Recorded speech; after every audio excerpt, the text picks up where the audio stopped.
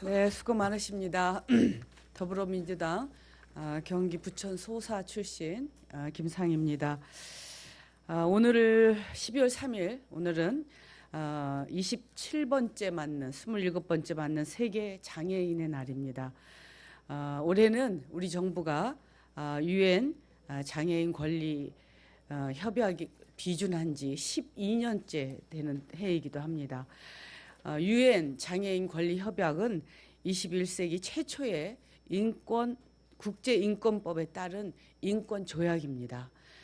참여정부 시절 아주 발빠르게 비준함으로써 대한민국의 장애인 인권 수준의 향상에 기여했습니다.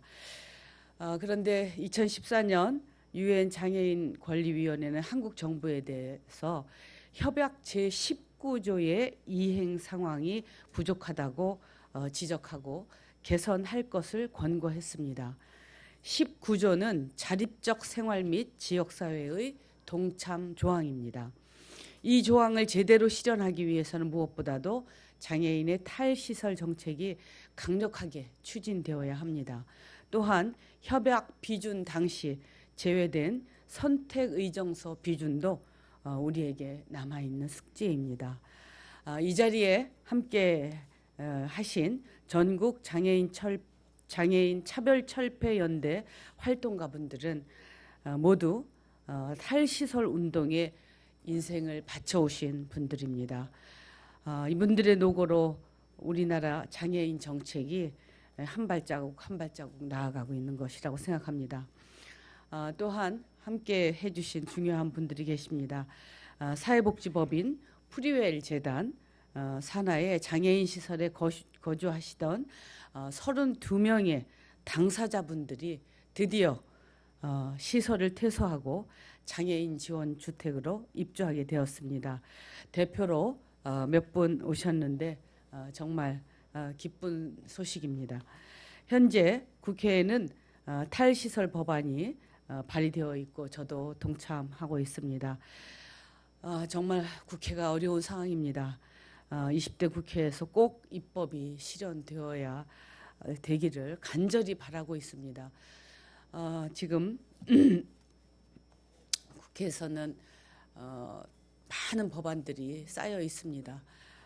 정말 정쟁과는 무관한 어린이들의 생명과 안전을 담보해주는 법안들, 그리고 우리 장애인들의 삶과 인권을 증진시키는 그런 법안들, 또 우리 민생 경제를 살릴 수 있는 법안들, 대한민국이 어려움에 처해 있는 그런 경제를 활성화시킬 수 있는 법안들이 쌓여 있습니다. 이 법안들과 함께 우리 장애인 탈시설 법안도 20대 국회에서 꼭 입법이 될 수 있도록 저도 함께 노력하겠다고 하는 말씀을 드리도록 하겠습니다. 오늘 저와 함께 공동 주최해 주신 전국 장애인 차별연대와 사회복지법인 프리웰에 다시 한번 감사드리고 우리 언론인 여러분들 오늘 세계 장애인의 날을 맞아서 오늘 기자회견하는 내용을 많이 보도해 주시기 바랍니다. 감사드리고 그러면 그 이후의 순서를 우리 장애인 차별연대와 사회복지법인 프리웰에서 맡아주시도록 하겠습니다. 해주시겠습니다. 이걸 내리면 됩니다.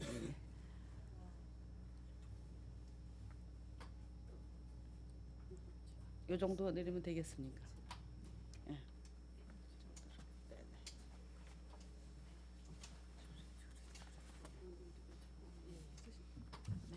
더 내려야겠네요.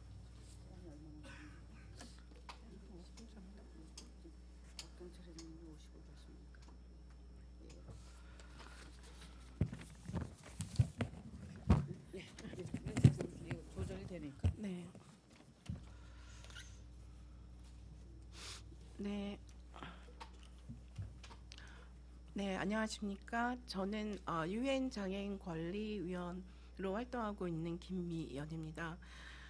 유엔 장애인 권리위원회는 유엔 장애인 권리 협약에 근거해서 구성되어 있고 협약을 비준한 국가들이 국가 보고서를 제출하면 심의하는 기구입니다. 오늘은 세계 장애인의 날을 맞이해서 전 세계에 10억 명에 달하는 장애인들의 인권을 보장하기 위해서 유엔에서 각 나라의 장애계와 정부들과 함께 장애인의 날을 기념하는 날입니다.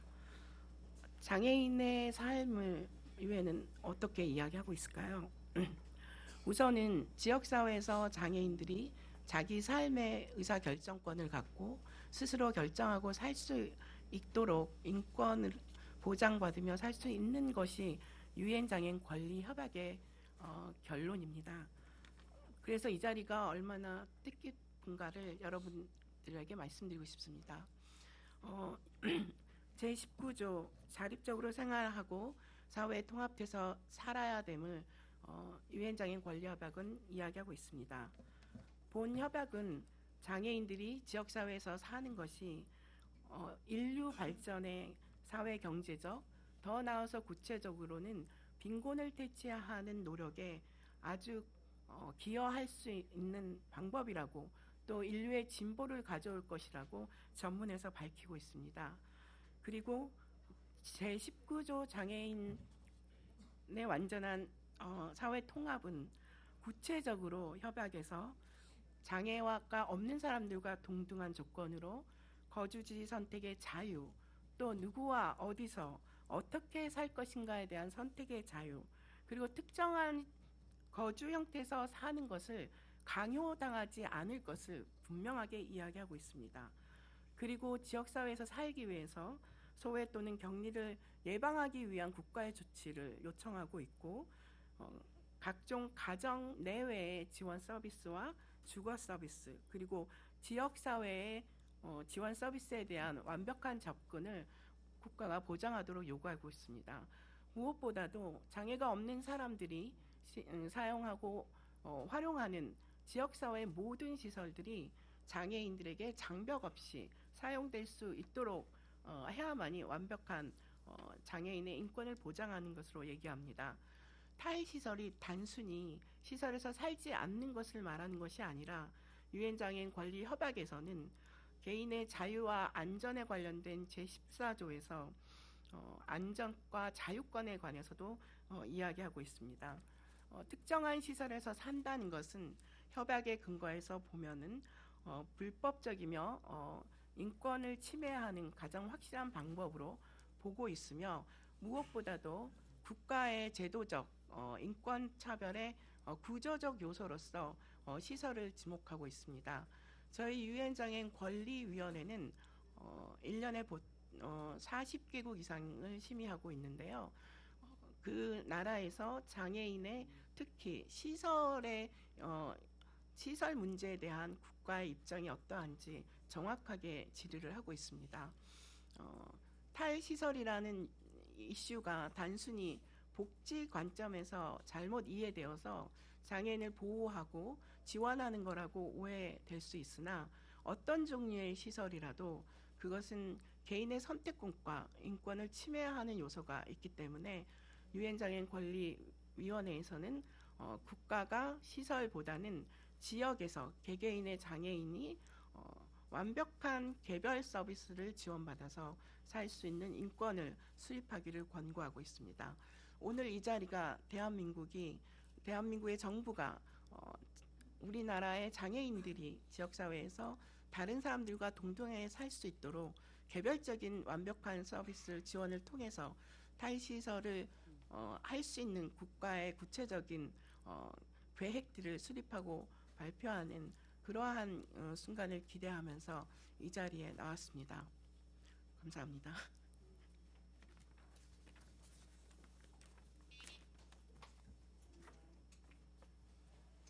올려드릴까요? 괜찮아요. 내가 올려드릴게요.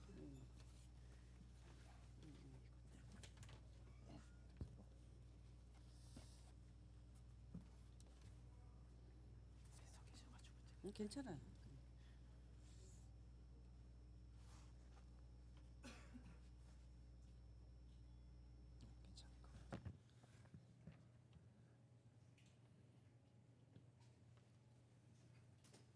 됐습니다. 아, 이건 네. 내가 들어드릴게.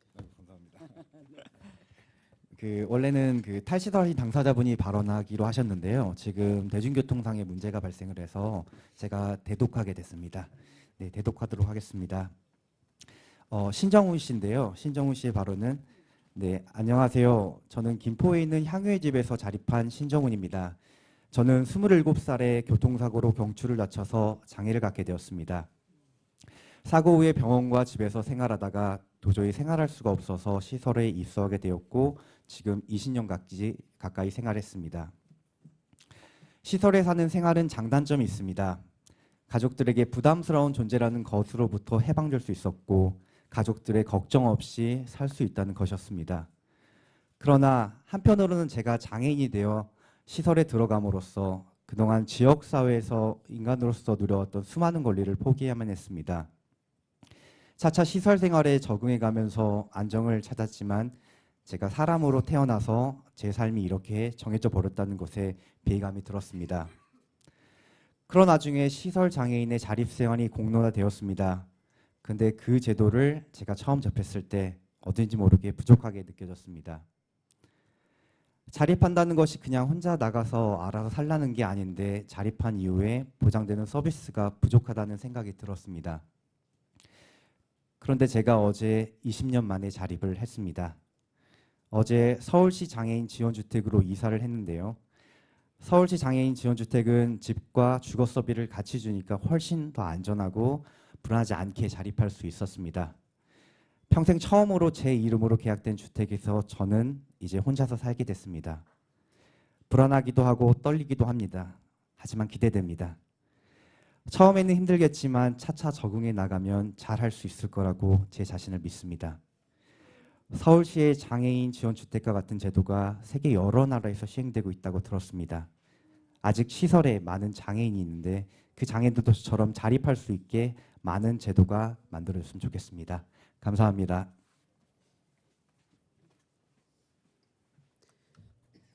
네, 안녕하세요. 저는 사회복지법인 프리엘 대표이사 김정아입니다. 우리 옆에 이경현 씨를 소개하고 싶은데요. 어제 서울시 장애인 지원주택으로 첫날 밤을 주무시고 오셨습니다. 예, 처음 자립하셨는데요. 그리고 우리 옆에 계신 분은 같은 시설에서 10년 전에 자립하신 분이시고요. 10년 후에 이제 자립하신 분이신데요. 지금 네. 네. 예, 사회복지법인 프리웰은 과거의 비리 시설로부터 시작해서 그 비리를 청산하고 지금 공공에서 추천된 이사들로 구성된 법인입니다. 그래서 탈시설 자립 인권 사회통합을 목표로 추진하면서 어제 32분의 장애인분이 지역사회에 있는 일반 집으로 자립을 하셨거든요.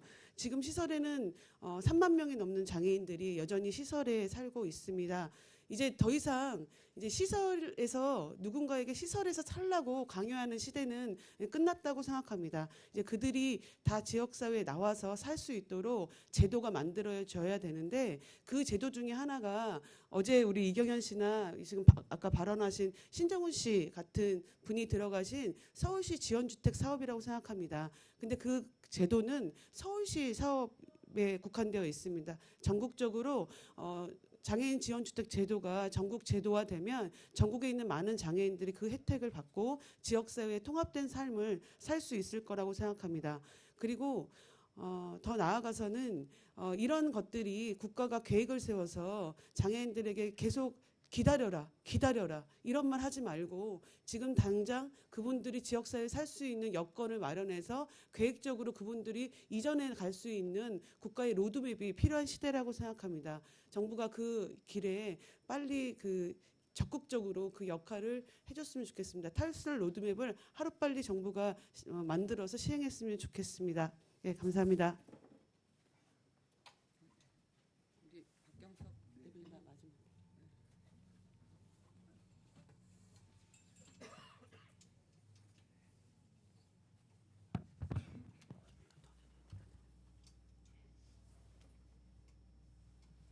감사합니다.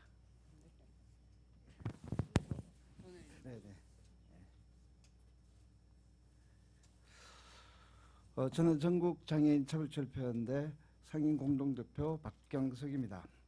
오늘 이 세계 장애인의 날을 맞이해서 이렇게 뜻깊은 그리고 또 오래 기다려온 이 발표를 하게 돼서 정말 기쁘고 앞으로 이 기쁨을 통해서 장애인들의 탈시설이 더욱더 이렇게 나아갔으면 좋겠습니다. 1970년도에 노르웨이에서 탈시설 운동이 시작이 됐습니다. 그리고 이제 1985년도에 노르웨이 정부 공식 보고서에서 발달장애인의 생활여건이라는 공식 보고서를 발표하는데요. 거기에는 이런 글귀가 있습니다. 시설에서 발달장애인이 처해 있는 생활여건은 인간으로나 사회적으로나 문화적으로나 용납될 수 없는 것이라고 정부가 공식 보고서에서 발표합니다. 그리고 그러한 상황은 활동의 재조직화나 자원의 공급의 증가에 의해 실질적으로 변화될 수 없다고 결론을 내리고 그래서 1988년도에 시설 해체법을 만듭니다. 시설 해체법은 만들고 난 뒤에 2008년도 1월 달에 되었어야 마지막 시설을 해체하고 그리고 2012년 13년도에 국회에서 시설 해체법을 또 폐지해버립니다. 이제 오늘 이 자리를 빌어서 그리고 세계장애인 인권의 날 유엔 장애인 권리 협약을 비준한 대한민국 아직 선택 의정서는 이리 빼고 저리 빼고 아직 하지 않고 있지만은 저희는 오늘 이 자리를 통해서 장애인의 권리의 이름으로 대한민국 정부에서 시설 해체법을 장애인 거주시설 해체법을 제정할 것을 촉구합니다.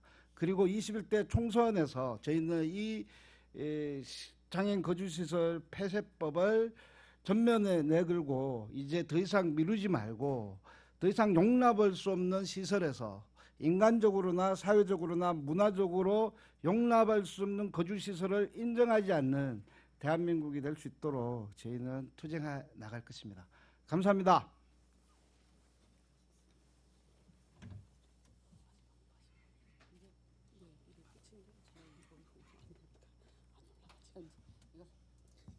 얘가 좀 느려요. 아니 그게 아니라 좀 올라가고 있어요? 네. 올라가고 있네.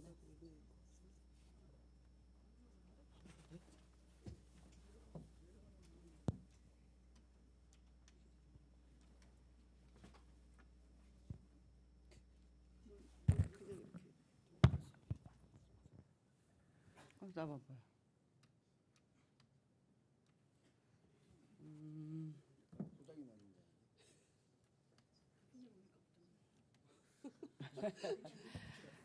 네, 이것으로 유엔 장애인 권리 협약 선택 의정서 비준 그리고 장애인 탈시설 로드맵 수립 촉구 기자회견을 마치도록 하겠습니다. 이게 고장이 나서 연락을 해야 될 것 같습니다. 일단 여러분들 수고들 하셨습니다. 축하드립니다. 감사합니다. 수고하셨습니다. 네, 네, 우리 언론인 여러분 관심 많이 가져주세요. 네, 감사합니다. 일단은 나가셔도 될 것 같고요. 이거 제가 좀 저 뭐 실무자한테 얘기를 해야 될 것 같은데 여기 이거 우리가 여러 번 왔다 갔다 해서 그런가.